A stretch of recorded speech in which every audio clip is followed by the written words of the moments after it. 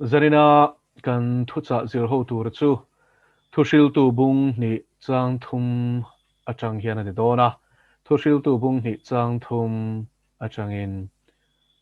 vo in hi July ni som pakua sang ni som ni pakhat ani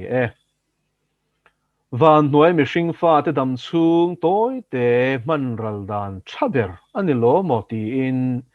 fin na zongin uaina inti hlima nuam tol katum ta a fin na zongin uaina inti hlima nuam tol katum ta a pathian in thiang lim kan sia tak te kan zatan malmin som sakro se zanina hian khovel fin na zon zung chang kan zir dona thushil tu hi kan hria tangin davida fapa Israel ropui tak lal Solomona pathianina fin na le hriat na nasataka athuam Bible kan share phei chuan amang reng reng hi anom ngai lova anuwa ponom le to lovang tia Bible na soi hial khopa mi ropui ania ti chuan chu mi lal Solomona chu pathianin nasatakin athuama tin ama po in fin na hinasatakin azonga fin na le hriat na konga hian thanlen tumin thei top a chuani pathian thil pek adon ba ka khan na satakin ti pun tumin a bei ve thungani tun lai khovel kan en chuan chu tiang chuanin khovel mi tam tak te bik takin thalai thang thar le zol te chuan fin na lam kan zong na sa hriat na ti pun tumin tuna phei chuan internet te kan nei to a Google search engine kan neya search engine chi hrang hrang te kan neya tin Wikipedia te a oma chu tiang chuanin encyclopedia ang chi te thil chi hrang hrang a du apiang zo the nang chi te kan han nei chhota a he information technology na chak tak na ni generation a hian chuana hianin hriat na po hian mihring hi kan thang chak em mai ni kum zabiliam ta kan thlir chuan mi thiam ten an chu dana chuanin hriat na hi kum zabi khat chungin alle tin a pung shin an ti ni 100% increase ani chu ma se tun sang bi thar kan her chwa chuanin kum za chunga kan mason na kha nikhat lek chu soilo darkar in ma kan son to an ti ni so tiang khop chon darkar tin hian kan hriat na hi apun bel tel an le tin a pung bel trol mai ni so tiang chuan in tinan computer ringot po in ta ila atira chuanin chaklote te processor chaklote te ten manga Celeron te ni ti chuanin Pentium 1 2 3 4 ania chumi nuwa chuanin Intel ringot kan in ponan processor enge tuna kan man te phei chu i3 i5 i7 an chhota fifth generation te lo ni chhota tin internet chakta na po 1G ni 2G ni 3 ni tuna 4 kan manga ma saram changkang tam taka chon 5G te an mang le to a chu tiang chuanin chaklama te information he an nas sa takin tuna hian min deng pop mai ni chu kan en chuan khovel fin nei na sa takin tuna hian apung ani ti kan hria ni tin le khazir na lama te po na sa taka inti siak na te aronom chhozel ta a chung konga te chuan tinan Elon Musk te chuan in Neuralink technology ten han mang chowa tu nai deuh te khanin voka chu Neuralink chip anda chu hlotling taka an enge an experiment an ensin na anon tar langani khovel mitmo khanaron pho langa Elon Musk chu kan hria tangin khovela mi hosa ton to te zinga lang phave khovela mi hosa ber te po ron ni ve zok te kha ania Tesla car company te tin enge company sang sang te ania production sang he ti chiwa kha khovela thuak thaber te zinga an ngai ania ti chuan he pa po hian Neuralink ati chu zui fia ta lok na ila thuaka hianin chip Neolisa an phu manga ti chuanin chu thuak an phu ma chu thuaka enge Neuralink kan ti chu chip kha kan mihring luru atang khan tlem te kha an ti chuak anga tu ta chuanin chip an da anga chuan chip a chuanin wire tam tak khawm dona chu wire chu kan thuak a mun sang sang frontal lobe te right left lobe te chuanin medulla oblongata ti te khatiang sang sanga khan akalanga ti chuan chuta nge kan emotion te kan rilru kan man na te chi sang kan memory store na te kang sang kha azuk access anga wire mang chuan chu wireless pon du chuanin nge internet te nen khan thlun zom theya tin chuta chuanin chumi mang chuanin trong te engang information po kha machine thua ka hian direct hianin ada lu ngal zung thei don ani chu he hard disk ka I thil kan download ang hianin entina tuna min French tong kha thiam mamo ta sela chu Neuralink chu a thua ka vuani chuanin I relo te a khana software kha download anga French tong khan tong zat thei don ani chu tiang ang chu tin thiam na information lama po thua ka khan ti khan thlun zung anga khatiang kha chuanin na sa takin mihring thuak pa ngai mang ai chuanin na tho ko nga te thiam na ko nga te po khanin enge an chak pik em don ani chu wangin mi na tira chon du lo ma sela an la du don tho ani heng te kan en chuanin bible la sakol sin chia na ati te po kha ril ro chon ron lang wara eng sin chia na nge ni don khang te kha mo chu wangin I cloud system internet system a khanin machine ril ru zong po thun zo ma hi a thei to don ani na kina chuanin khatiang technology kha na ki na ni lova tuna po hian rana chuan hlotling takin an mang chan to ni ti kha kan lo shadon nia ti chuanin heng zong fin na a chak lu to khi mi tam tak tan chuan enge mom zia le ti tu khopian a chak to a amaro chu chuanin na sa takin khovel hi a chok boy thei bok ani a chan chu heng fin ni hian chu Elon Musk ka bok chu soi le taila hetianga ka kal zelatin nakina chuan artificial intelligence computer thuak nei ma nia ni enge thutlu na siam thei ma nia mihring ina rilru kan manga entina sipai ho point chu tiang artificial intelligence chu an mang chan to a mani lokpo khanin Israelin Hamas nena West Bank nena an border chuanin mihring nilovin mihring tel mi lo na call silai nei artificial intelligence computer thuak nei ina a khal hi an ven tir ani chu khalai ramri kha ti chuan chu chuanin enge mi hla om dia hriat kha chu silai kha pai vek ta adu chuna kap the ni chu om zia chu computer thuak nei hne khan thu nei na sang tak mihring nun na lak theilo chung changa pho thutluk na siam thei tur khanin enge thu nei nan hlan ti nang ani chu hetiang hi Israel chu in mang lawa South Korea hian in Samsung siam chu tiang robot chu North Korea ne na an ram ri veng him tur hianin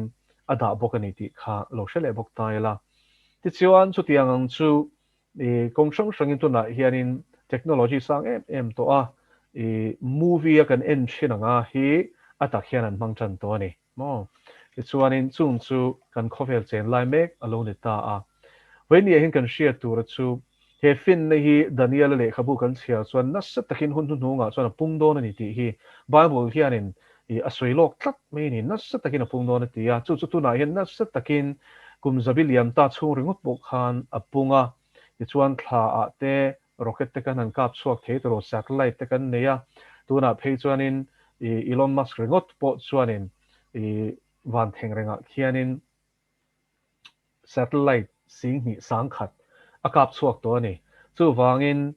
amma in network a nation thei to ni chu chu tiang khop chuanin heng ho hian mi ho sa ho hianin enge an sum don na ti hlo tling tur hian ma hi an lo lana sa a chung satellite an ka te mang chuan leya enge an device sang te electric car siam chua Tesla siam chua te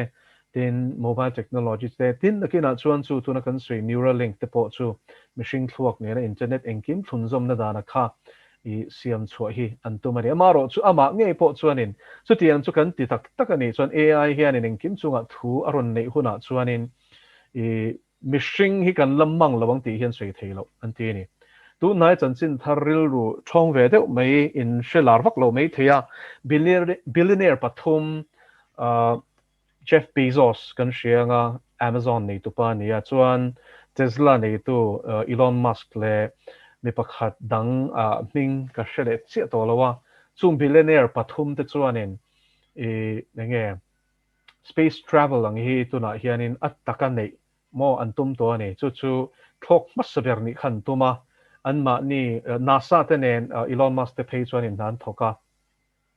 ti chuanin an tho theina te po o Richard Branson kalome o Richard Branson kan the hi loka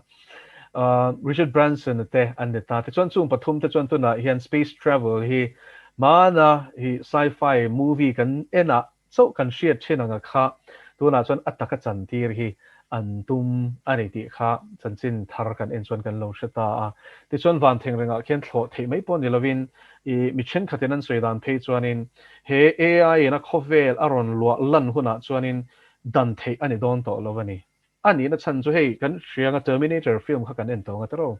Arnold Schwarzenegger chan na kha kha film a khan eng thil nge lo thleng kan ti chuanin kha film a khanin computer thuak nei khan eng kim mai kha thunu na ni chu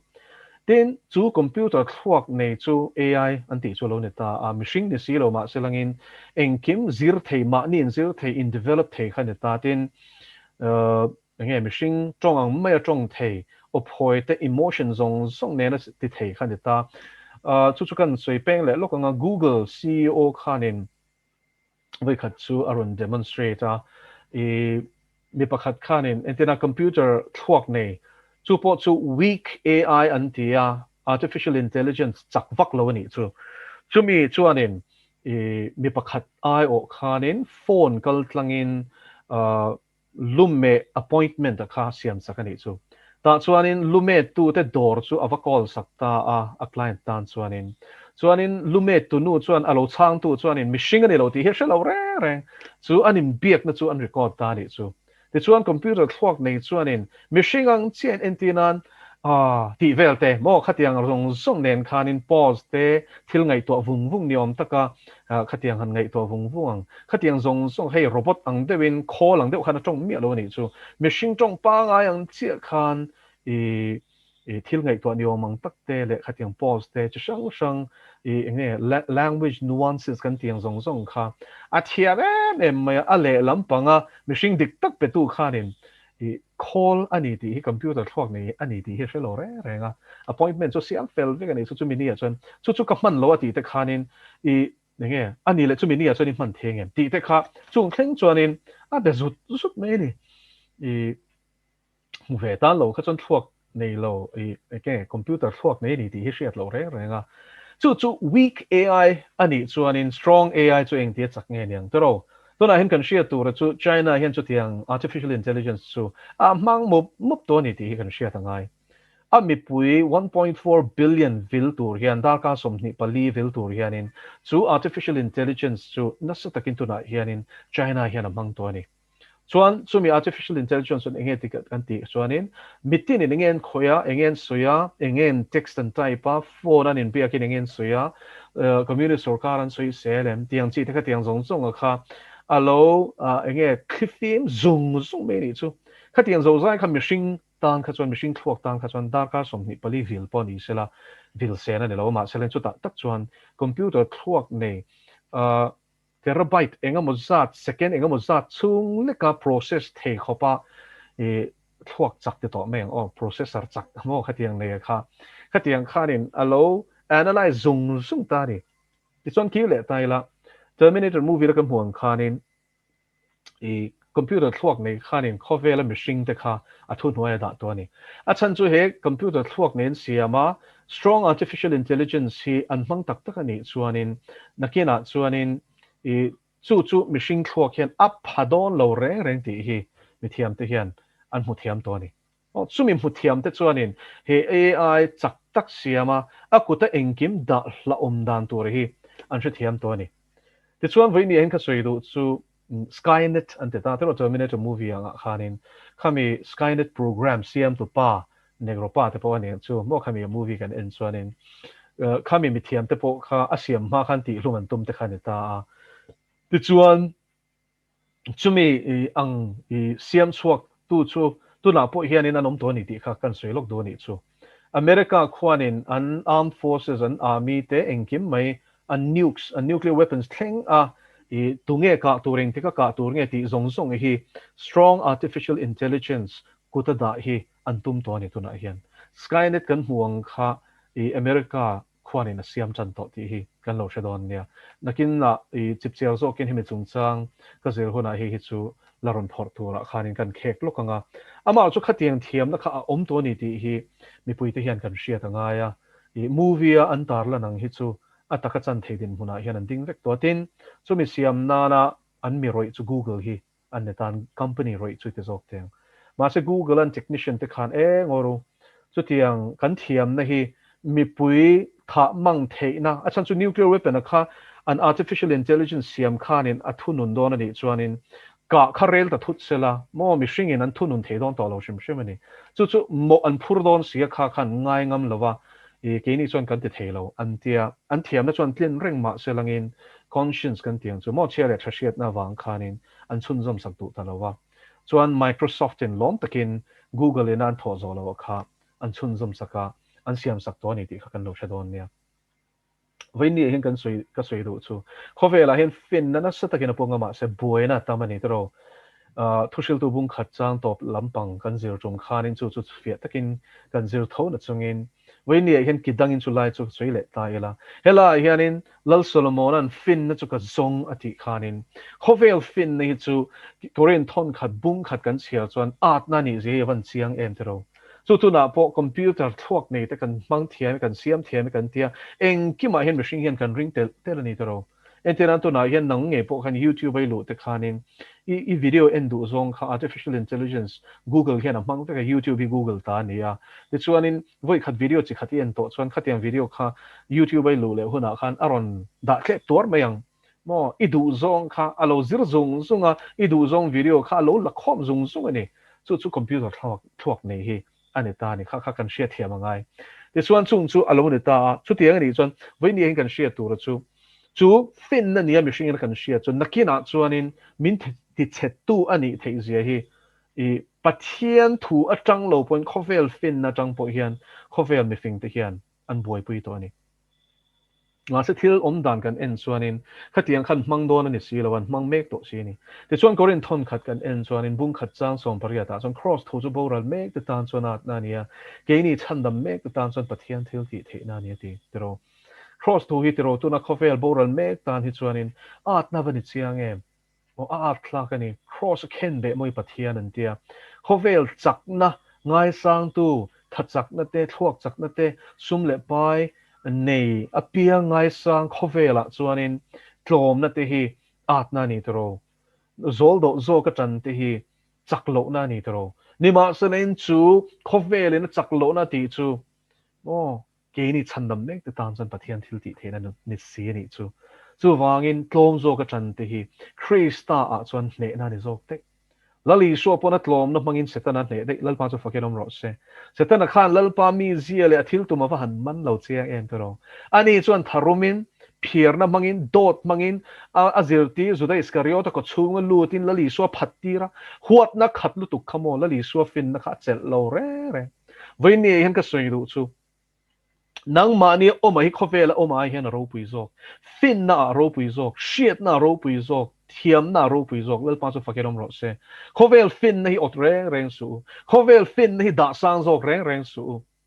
nie that na chin chu nei ma se tu na kan soi ta kang khan te ro chu fin na chuan ama boral na nge hi tu na hian a siam chok me ka ni chu fin na ni thei don em me go na te win ni hian in ngun takin thirang o mel ma pas se ta na bolin khovel mi thiam kan ti thei tu na hian an om me ka ni until ti zong soi don ni lang chuan atam lutuk mo hadron collider an ti te chu tu na hian in Switzerland le France ramribula khwan a oma chuta chuanin nuclear physicist ten tu na hian nasa takin i chu call mang chuanin tu na hianin i enge dimension dang po the na da na hi siam chuan tu mani nasa takin chu an be me ka ni chu mi mang chuan enge tien tum mo tharau khovela mi kha kan khovela ron lu tur khan kong hon sakan tum mek i science ming chu pu ma selangin kha institute an hondona an opening ceremony te kha mo i ram huai top mai ni mo lo clear ve ni chuan chu tiang chon tu na hianin chu CERN mo CERN anteta a I chu mun puya chu tu na hianin scientist ho khovela nge nuclear physicist turu ber per te tu na chuan chu mun na chuan an thok me ka ni tin mak me chu CERN mun chu scientific research center ni om tak si hi I nge Nataraja lem andani chu Nataraja chu in Shatian lo me thema ro chu Nataraja chu hei Shiva anti Hindu pathian hi ania chu mi lam lai chu ni Nataraja chu Shiva lam chi khatan ta tin Shiva kan shia tur chu Hindu Trinity a chuanin an God of Destruction anti mo bo ral na thlen tu pathian ani chu Shiva chu tu na hianin allima kha mo achan chu khatia Nataraja chu khatia nga alam khanin khov nge cosmos khovel mai pon lovin universe ti boral tur alam ani so when chu mi chiat na thlen tu chu ni ta tin Bible a hian ani le chu chu kan muem mo thupuan bung kwa khalo chia ro mo Abaddon atini Apollyon ante boka ti boral tu atini chu mo chu mi chu release in ala om don leilo ta changin nakina chon ram samak tak tak mishing mel nei si khawang ni si mo mi chuk the na nei bok si ang te kha chua in an lom don heng zong zong khoi changin nge khulai sir na khon chu chu a hlot lin the na turin tuna hian an be me so khovel fin nei chuan mishing te chunga pathian ro rel la chi kha thlen don ani chu heng zong zong hi mel ma pa malak na ni so in vein nia hian pathian fin na nge I access a khovel setana fin na chulai takatsu ngun takin ngai thwa chinang che diklo taka fin na khovel na vo hi chumi bum chuan yom lawang ring tu te chu voinia hen pathian atanga chuak fin na chu tiri na thiang lema in rem adwa ra thatin reng in a khat athini chu pathian atanga chuak fin na chuan kele nang hi kan kha ngai tla tero chu fin na chu enge lalpa ti hi fin na bul chu ni lalpa ti hi fin na bul chu ni tuna hian China may pon ilawa US pon tinas sa tuan ti na re to tun na ya media hian an cover ve so an cover to ni chuanin an kal thui fiu to ni ti kha kan lo shadon nia mishing le ran chipol kai mira an ti chu an siam na hi re to lutok mo chu chu super soldier an tiang hi siam chuan tum na ani tin I tun nai deuh khanin China chuanin na sipai te chu PLA People's Liberation Army an ti chu chumia sipai te chu genetically a modified tur thu kha apuang pap mai ni kha no mishing chak zok I ha thelo thu oi bok si an du a sipai tin nun rong bok mo nun na la poi salo anga siama hituna hianin genetical modification mang khanin siaman tum me kani chu vain an technology an fin na man hi arab thak lom em mai ni chu ta tak chuan Korean thon khat bung khat chang song pariat thla kha kan sia chuanin mi fing fin chu khoya nge rim shiat na chu khoya nge tin lal pan sui ni khatero khofel fin na mi fing fin na chu at na ni ti lal pan shiat ti lovem mi ati ni chu ni vein ni hian tero at na ni chiang lut tukani tuna hian in khofel chon na set takin I len tin mel ma pa hian ama fin na le thiam na zong zong mangin pathian hun ruat te hi ti il dang lam to min na set takin a ve ni daniela soyang khanin chu pathian hun ruati dang lama tum na chan chu achunga ro rela lo thleng tur hi a hria a hlau lutuk gadarin ram huai pai pathian in alali su Kristana chuak tur thu pe khani tian ti kha hun tia ma min ngai saturin ron ka lemmi an ti ni lali su ni na khan hrit siang lutuk an chunga ro rel tu turan siam tu engkim chunga ro rel tu pathian nungani na kha an hai lo re mo lali su ma kha chuan khur tlok tlok me ni so when ni hen kan share tur chu setana na chunga ro re na lo thleng tur hi pumpel tumin pathian hun ruat te hi ti dang lama la tum don ni chung ti dang lama tum na tan chuan mi hring hi tu na hian na sa takin man ruwa mang me ka tin he fin na sa taka khovela aron pun na achu an han chuilet wangwang hianin Roswell 1947 sang khat sakwa somli pasaria enge alien spacecraft Roswell muna aron crash khan khami nuwa khan ania tin chutan soidana chuanin tamtak chuan hi conspiracy theory te pon tianga ma se a fin fian na sa takomani area 51 ten shianga tle ma helam pang chut deuh chuanin I man deuh khanin mi puin kan lu don kan tongpong lu don ten tia a teuh hian an hnai lo mo sipain an veng tha a I ral thuam fam kim nen an veng ani solai mun so inga tingen ven that a chan chu US sarkar yan arrukin aliens an ti chu ram hoi thla ho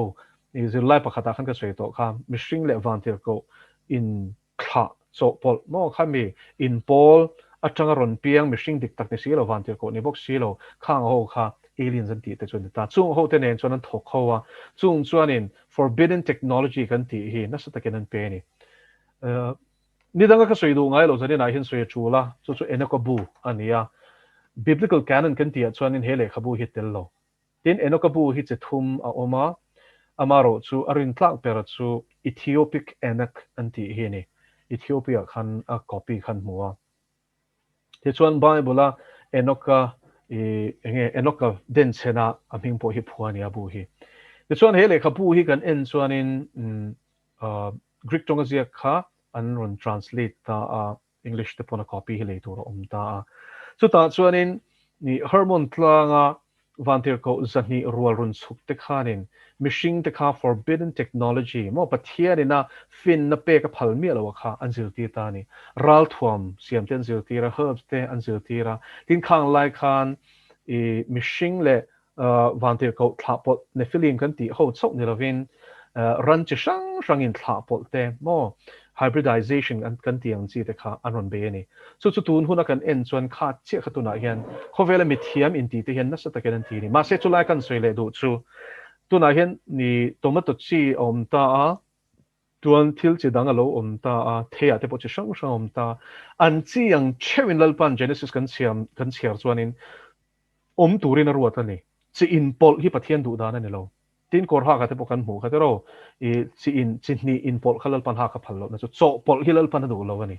chu ni kan pathian hi thiang le mani ma selen cho pol na chu mel ma pa na thoni pathian ina a phal lo ti lui hi setan na tho chu ni mai ti chuan in chu mi hybridization chu tu na hin na sa technical cho me ka kan shet mai tan kan sei du chu hey broiler ar kan ti te hi ti pathian siam ani lo chu hetiang lampanga azir thuk mi te point chiang te kenan sia hei hi chu mishing ina kan ei thei turata na genetically modified ani mo chu wangin an a genes a khan khoi dang lam to ani chu zo r kan ti hi a sel ber chu kan lo shadon ni white meat ang zong po sel nan sei hianin chu zo r tik takhini ma selangin broiler r te chu enga tinge i bp sang te zun thum te kan tam kan shi thiam them te khan so in heng broiler ar te le ar chi sang ang chi mishing ina a khoi ching pena buat sei ho hi a shi sel lovani when ye hin chung chu kan shia ta ngai so when heng hi genetically modified organisms gmo anti ho ne ta chu ran chi khat chau ka soya ma se kha lo po kha i chi sang hi an khoi ching pen na sa to lu to khi enge a boy thak to zo kan ma ro chu lal pan he na lon thu se kan lan chuanin lalpan ti thiang them vek thei ti kha ka soi tel du a chu tiang bokin kan thlai eite kan bu eite khoi ching pen lo ram hi an nei mang to lo ni kan mi thiam ti te hian chu wangin chung thiam na mang chuanin kan shisel nei khoi poi hian to na hian om me ka ni chu he hin kan ria ta ngai i hetiang lampanga vengwa ho chuan africa hian an soya chamat la ni engram ber nge ka se to lo ta chuan gmo usa chang hian in anwa phur pheya nei tan khanin genetically modified organism om je chu khatiang gene level la ti dang lam to cho khape kan to mani an khoi do lo ra ran ti ni sa zu po hian in khatiang genetically modified alu ten da ta hian shek real drama ni chu kar khat chung khan chuan kar khat chung ei tur pek mi lo chu sa zu ho real dram dan to chu kan se thiam me chuan organic alu pa ngai an da gmo alu an da boka chuanin gmo alu hi chumo an ei do lo ra ran khoi do lo ra chuanin an nuwa ei tur om ta thlot lo ti nuwa khanin an khoi chok tin khatiang ei ho kha chu an ri na zat ve te na tlania ma chuan cancer ten veya i an now ten chiat ani chu sa zu chung chu thleng chu vain heng gmo ina machine khoi poi thei dan to chu ti khan kan se thiam thei o me genetic level la hian na sa takin mutations te khatiang kha thalo kha aron thlen thei ni chu when ne hian kan sia tur chu heng khovel fin na hian khovel hi chok poi me ani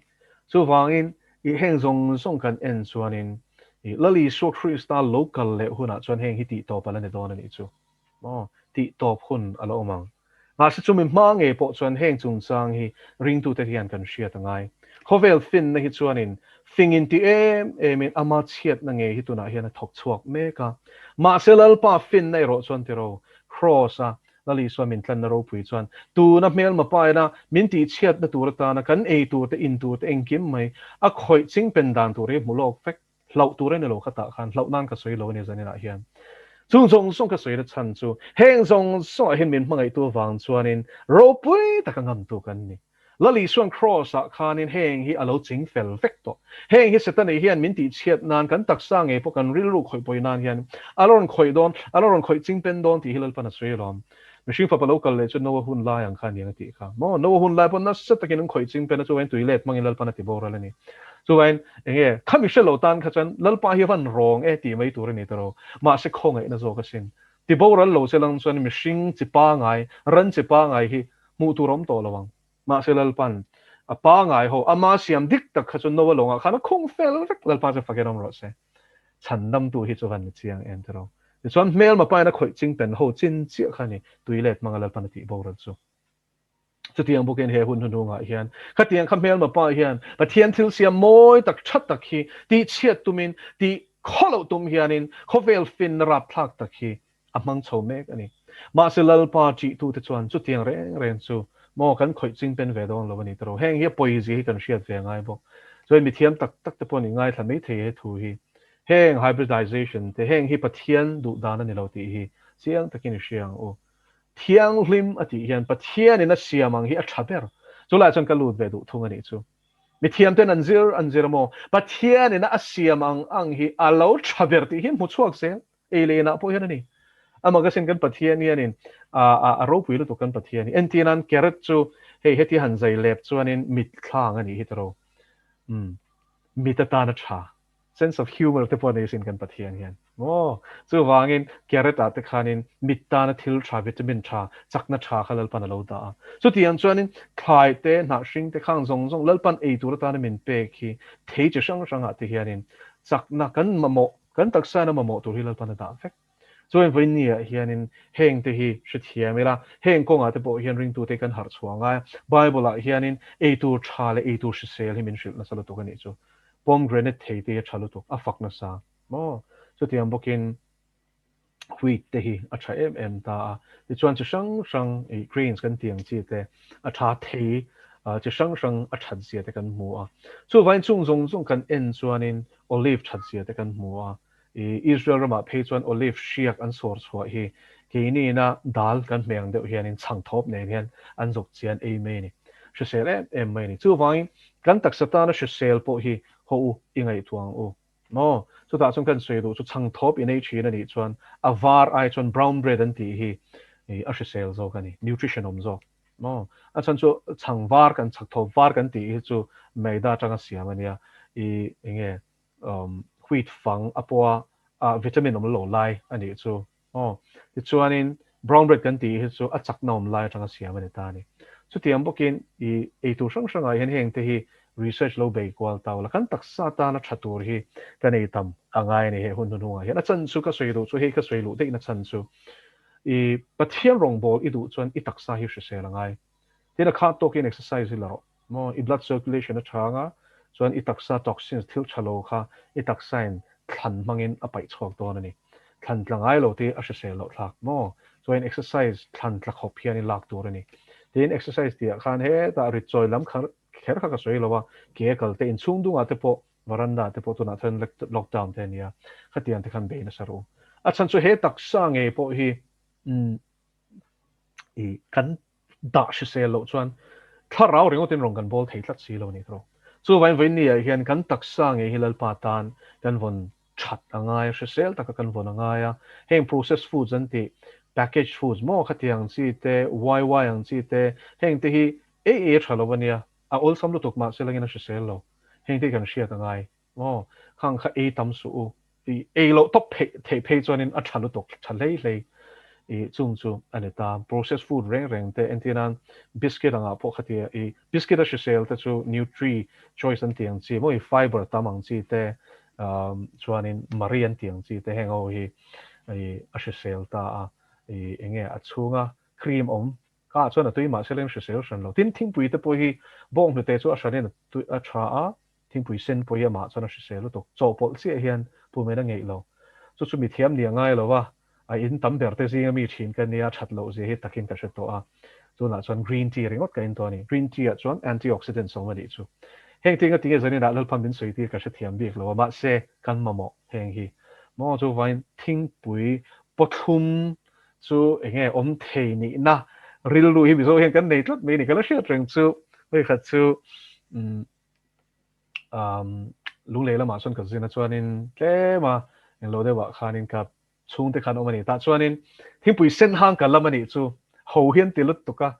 we are thei thak hen ti ni se thiam lu tuka mizo real ru tur kha chu e chini nei lo bong te pol tur nei lo chawin in tura haran da de ulakani ma selangin a se se la ni heng te hi chu wangin green tea kan in lo ni pon thingpui sen hang te hi lo in tam ola chu tiang chuan in se sel nei wong ro o a chan chu hei hi pathian thu kan soi lo ni chuan kan soi te la ngai tlat bible hian e thale thalo hi soi na sa tin thil pakhat ka soi lo thei lo patni in te teng o pakhat te teng kan soi nge mi zo yana pathian thu kan zom lo na pakhat chu voksa kan e hi ni pathian hian du lo te me ni o voksa le chai chim e chu ti bo ra langa ti mia isai zia khalo chia ro e ka phwa chapa ni mi lo ni bible a hian en ro chan zu lal paten zong takani hey hukbom kan ti himo a cycle chu voksa mishing voksa kha khani akal ko la chu e nu atenom na claim te kan soi lo ka nge oi khat chu i nu pakhat hian in ti pal hian ati loi pon ni lo voksa du em thawania voksa du lutuk hian in ti pal thil thu khanin e a voksa siam tura khan chini kha e a chum to kha ta chuanin chini kha lo thak palani chuanin chini thlak pal kha i alo hre si lowa lung tan nuai mai ni chu ten khop mai